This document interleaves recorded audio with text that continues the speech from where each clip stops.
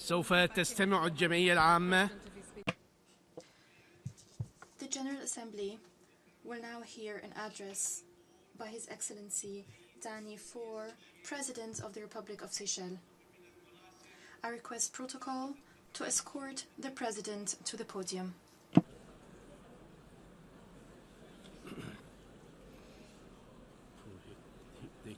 He took all the time. But it was good. I hope.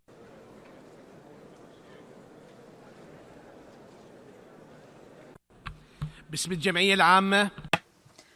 On behalf of the General Assembly, I have the honor to welcome to the United Nations His Excellency Danny Faure, President of the Republic of Seychelles, and to invite him to address the Assembly.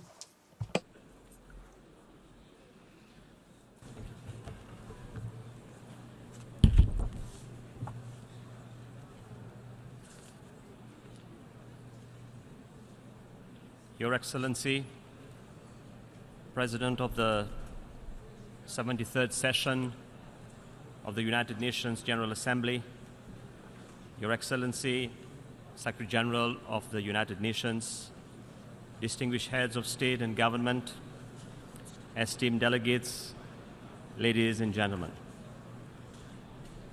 Let me start by paying tribute to the statesmen and giants of history who have walked these halls, without whom our organization would not be what it is today.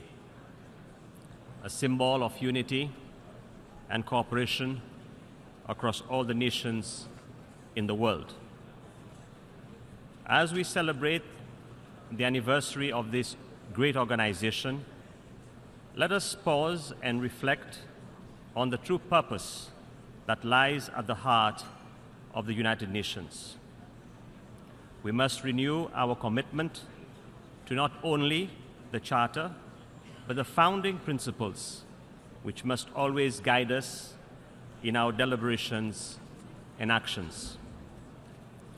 These values of cooperation are critical to the continued peace and prosperity of all our nations and all our peoples. We cannot let these values come under threat. As a collective, we must continue to embrace multilateralism, which has underpinned the values of our organization for nearly 3/4 of a century. Seychelles continues to embrace the multilateral system that is the UN, and we fully support the evolution and progress that will come out of the UN reform. This reform stresses the need for a more coordinated approach among the UN country teams to successfully deliver the 2030 Agenda and related Sustainable Development Goals. We give utmost importance to multilateral cooperation, and in this spirit, the government of Seychelles and the UN country team on the 30th of August this year signed the first Strategic Partnership Framework 2019 to 2023, which defines collective support from 18 UN agencies.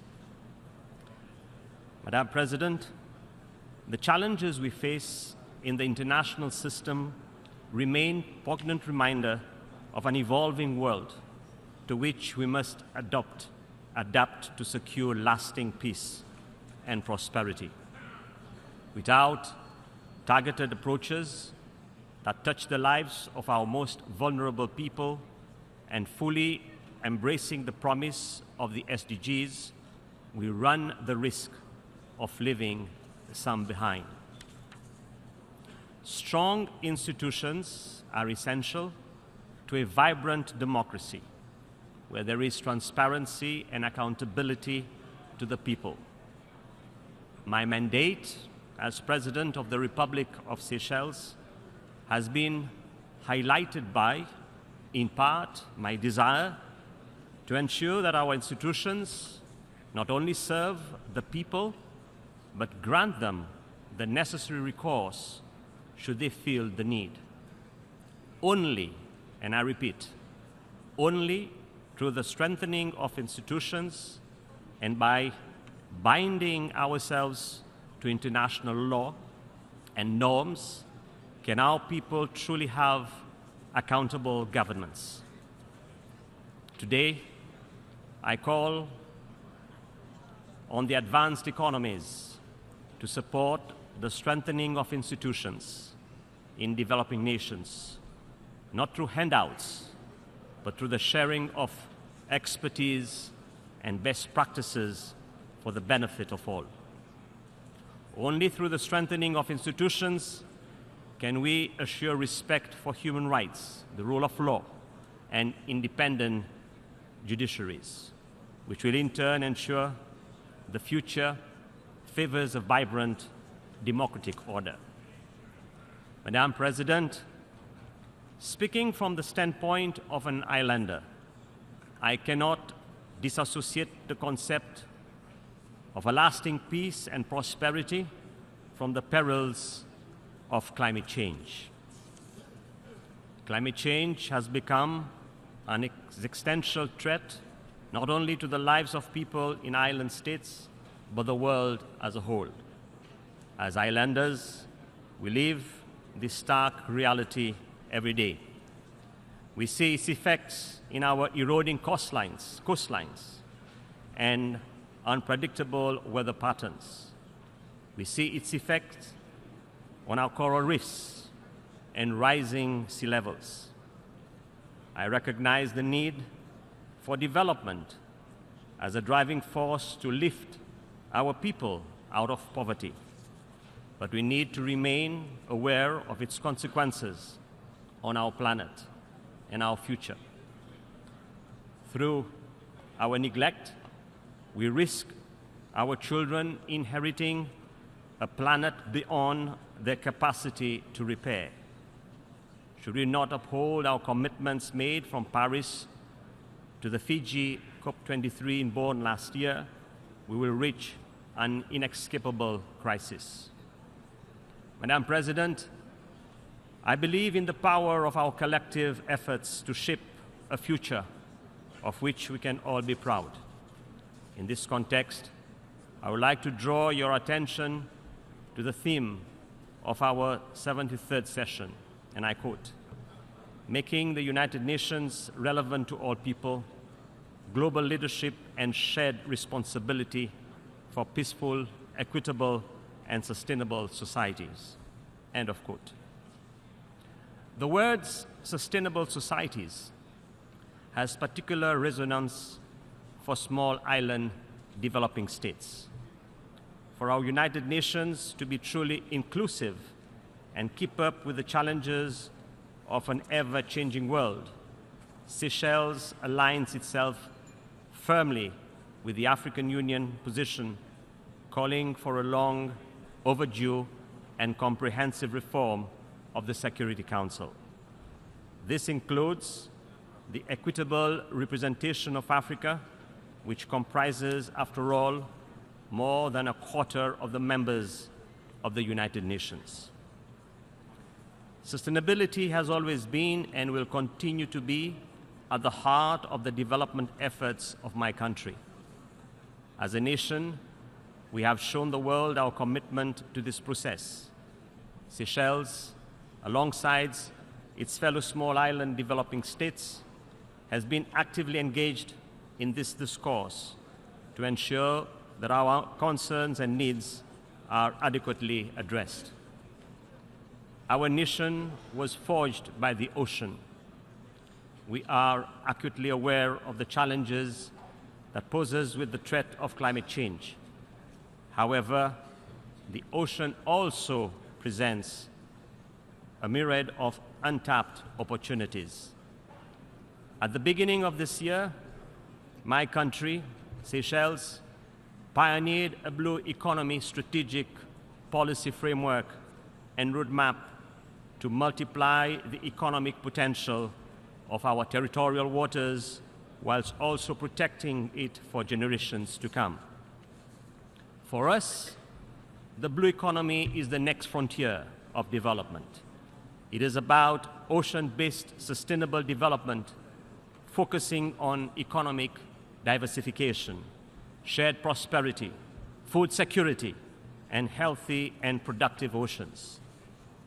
It is encouraging to note that other like-minded states are developing this concept regardless of their geography. Seychelles is slowly shifting from a dependence on bilateral aid donors to developing innovative sources of financing for our emerging blue economy. We are trying to leverage the wealth of the ocean that surrounds us and engage in exciting new partnerships. Nevertheless, we recognize this will not be enough to meet our all sustainable development and climate action obligations under the 2030 Agenda, the Paris Agreement, and the Samoa Pathway for SIDS. This is why Seychelles is one of those small island developing states that continues to advocate for a SIDS-specific resilience index, which would take into account the unique vulnerabilities and specificities of small island developing states and better reflect the realities that we face. The agenda of small island developing states is inextricably linked to that of humanities. Madam President, the United Nations was born of the horrors of a destructive world war. It was charged with upholding the idea that as a collective, our differences could be resolved through dialogue and international diplomacy. Together, we continue to demonstrate the success and unrelenting power of diplomacy. And in the case of the smaller states like ours, we have also proven that might is not right. In this unique forum, we have equal representation. Seychelles remains committed to the ideals of the United Nations and will remain an active voice within this organization. Today, we are presented with a unique opportunity to transform our world through our collective efforts and create lasting partnerships. We have a unique opportunity to sculpt a future for our children they can be proud to inherit. Let us be on the right side of history and live up to the ideals upon which this organization was born. I thank you for listening.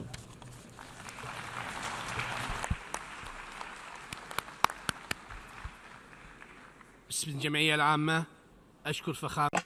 On behalf of the General Assembly, I wish to thank His Excellency Danny Faure, President of the Republic of Seychelles, for the statement just made. May I request representatives to remain seated while we greet the Head of State.